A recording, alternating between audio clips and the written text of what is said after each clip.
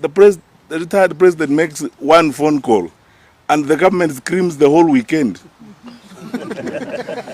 What kind of people are these? And you know, we are reading now the Kenya National Bureau of Statistics, a public sector government agency, has told us clearly with data and statistics that 2/3 of the stories they have been telling us are just blatant lies.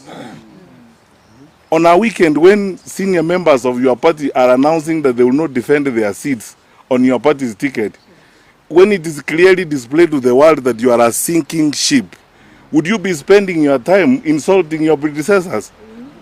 It's amazing.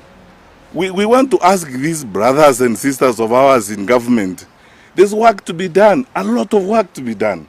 Let's focus on that work and build our country. President Kenyatta is retired. He is a member of Jubilee. He is going to be a member of Jubilee and is playing his role as a member and the leader of Jubilee. Leave him alone. Let him carry on with his businesses. You have a country to run. You have a government to run. I mean, tell us about all these goons walking around with police officers. Places there are places in this country. Even last night, people are calling me suffering from cat rustling. You know, people have lost animals and livestock and so on. It's, in that particular environment, you are spending all your time insulting the retired president. And those elected leaders, I want to ask them, sisi tunawaheshimu, you know, we are not going to walk down that hole or behaving like Precambrian people, you know, insulting others for no apparent reason. Tutawaheshimu, hatuwezi kuwatusi, lakini tafadhali, you know, let's build a modern country. Kenya is a serious country. When you see the kind of arguments we're having, it's a joke. What is going to happen when we have 2 or 3 or 4 retired presidents? How many are there in Nigeria? Retired presidents who are going about their businesses. In the US, in the UK, there are 6 prime ministers who have left office, who go to BBC, they go wherever, there are programs. President Clinton has been retired for I don't know how many years. He attends the Democratic Party convention every year. President Obama, the same thing. They campaign for their candidates. And the world has not come to an end. Then in Kenya, some people whose world view is essentially a village view. You know, they are now busy insulting President Kenyatta for just making a phone call. 2 last points. My fellow Kenyans, when you see this language and you see these people talking like this, you must be asking yourself the question that I'm asking myself. Do you want another 5 years of this arrogance and self-destructive hubris? No. Another 5 years of that? No. No way. Is that how we are going to live? I mean, where a retired president makes a statement and is insulted the whole weekend? What are we telling our children? What are we telling our young people? That is the kind of country we want to have? Sasa sisi kama Jubilee, kiongozi wa chama chetu ako kwa ofisi halali, ndio kiongozi wa chama chetu, tutakuwa na yeye, atakuwa mwanachama wa Jubilee, atakuwa kiongozi wetu, na sisi wanachama tunataka aendelee kuwa kiongozi wetu mpaka wakati ule yeye mwenyewe atasema anataka kufanya mambo mengine. Tafadhali fanyeni kazi yenu, jipange na mambo mengi yenu huko.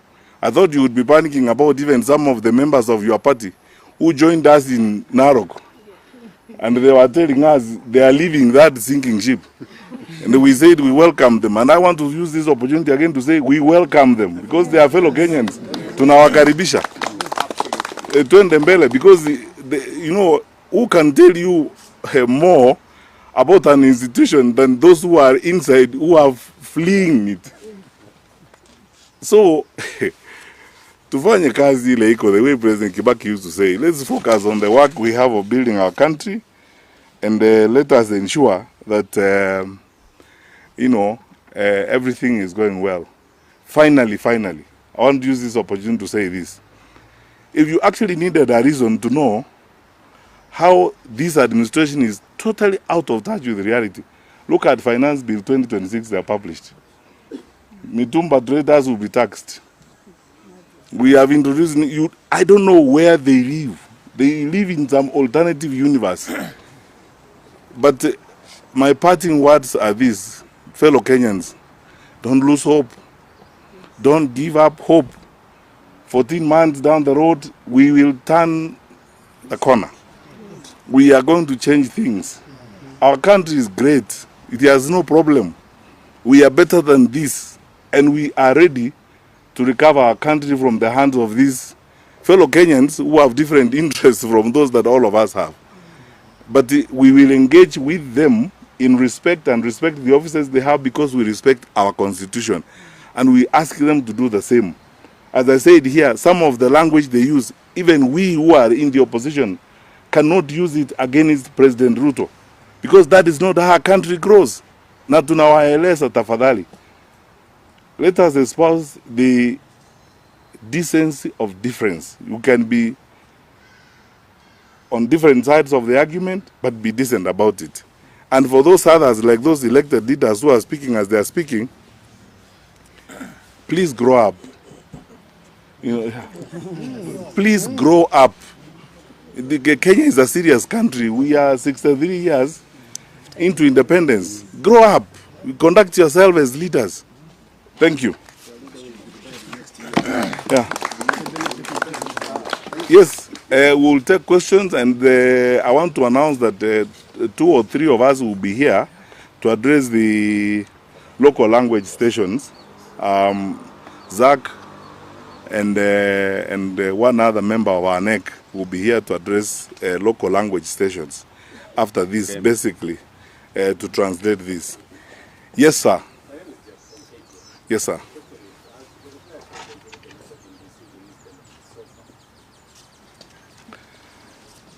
The president has been receiving some of his benefits, and his treatment, I mean, I must say here, it's just that President Kenyatta is a gentleman.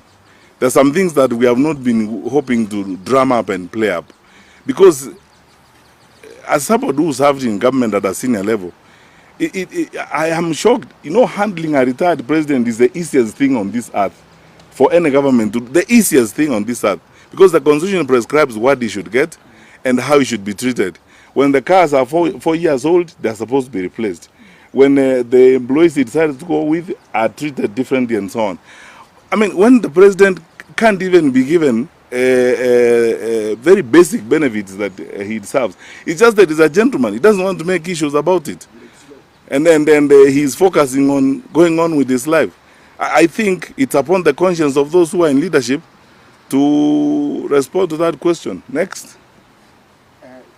We just wanted to know the issue of Kalau. Are you going to field one candidate as the united opposition? First of all, on Kalau, by the way, we've had and we have told, we have people in the field who are documenting information.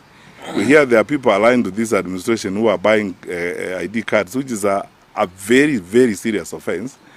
And they have already started what they are very good at, bribery and pouring money and, you know, running around households and giving people money. That's what they are famous for.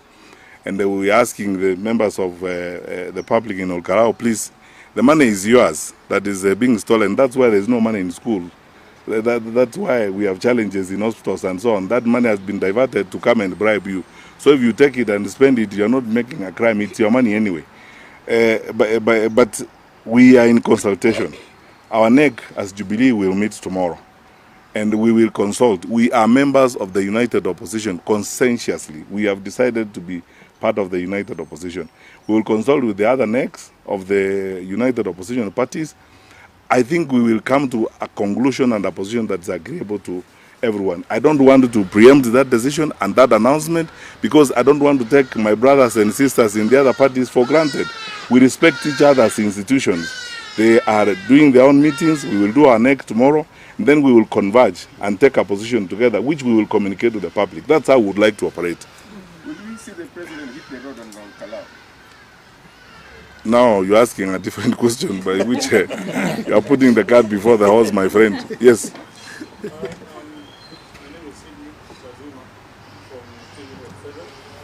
One of the issues that members of the government, especially the Minister for Interior, was accusing the president is supporting the opposition. And there has been talk of the president, former president, having a hand in this new outfit called Linda Mwananchi. Is that something you're aware of? Is that an outfit you're open to work with in the future? First of all, there are two questions in one. First of all, Jubilee is a party in the opposition. Uhuru Kenyatta is the party leader of Jubilee. So how can you accuse him of doing what his position is supposed to be, namely leader of Jubilee? How is he committing a crime by supporting his party, which is not in government? Jubilee, we are not in government. We are not part of government. So how can you accuse us and accuse our party leader of doing what he's supposed to do as our party leader? Secondly, about the activities of the president, to the best of my knowledge, and I want to confirm here, our president is a very law-abiding citizen, doing his judicial responsibility as the leader of Jubilee, consulting with Jubilee leaders and working with Jubilee leaders. Will we as Jubilee work with leader Mwananchi? Of course, we will work with all people who want change in this country. Yes. Yes. We will work with all people. I mean, I don't know how many of us would like to see this administration in power 1 minute longer.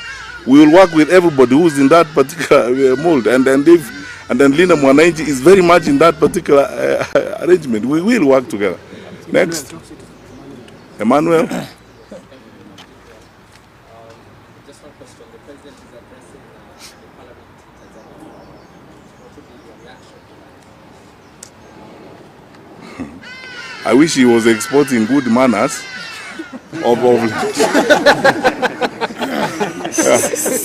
I wish he was exporting good manners there of respecting the retired president and respecting democratic institutions.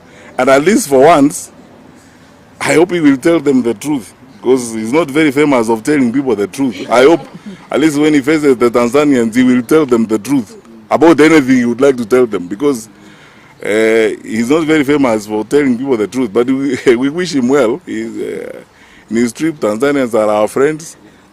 They have a chance probably to feel what we feel anyway. All right. Thank you so much, good people. God bless you, and we'll be in touch. Yes.